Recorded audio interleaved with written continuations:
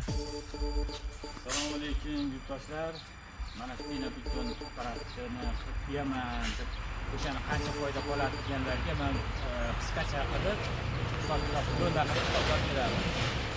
Mana bu bunga 2 kishi bemalol bir kunda 200 kvadrat 250 gacha bo'lsa qilsa bo'ladi.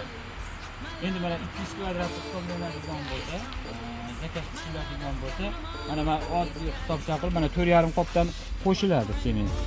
4,5 qopdan 200 kvadratga 10 santimetrlik quyadigan bo'lsangiz, 20 zapravka, 20 kuba quyiladi. 20 kubani mana 4,5 qopdan 4,5 qopni 20 ga ko'paytiradigan bo'lsak, 4,5 qopni ko'paytiramiz 20 ga. 90 qop ketar ekan mana. Teng 90. 90 ni ko'paytiramiz mana sement 35 mingdan oldik. 3 million 150 lik sement ketar ekan. Endi izaspani 300 ming 400 minglik izaspan ketadi. Endi unga 50 ming 100 ming atrofida qum ketadi ana shu. 8 paxtadan qo'shiladi. Bitta zapravkaga 8 paxtadan hisoblab qo'shilaveradi. Bitta laboja bemalol yetadi bu hol. 100 ming sement ketsa, qum ketsa, izaspan 400 minglik izaspan ketsa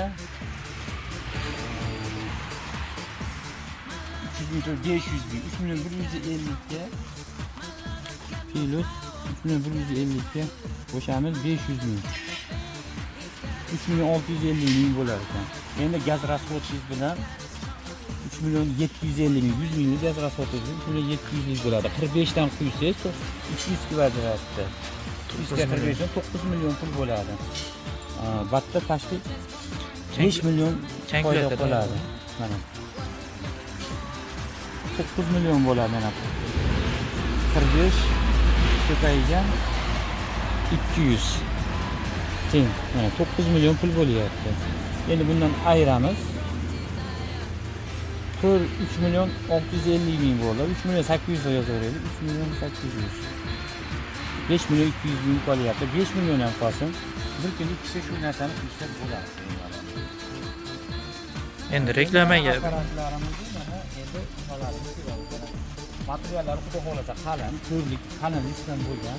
Motorlari, reduktorlari ham rossiyskiy mana pashti yangi buni ko'rinishi nima bo'lgani bilan yangi pashti yangi reduktorlar, cheskinaliklari yangi, motor yangi. Apparatlar nimasi bor, datchik nimalari bor. Hamma yo'llarini takpolovlar qilganmiz. Biz bundan mana o'zimiz uchta to'rtta beshta apparatimiz bor. O'sha tushyapti bolalar, mana o'zimizdan yasab bosyapmiz ham qilyapmiz ham. Kimga nima hisob-kitob qilib ma'qul kelsa aloqaga chiqaveradi shu nomerlarga.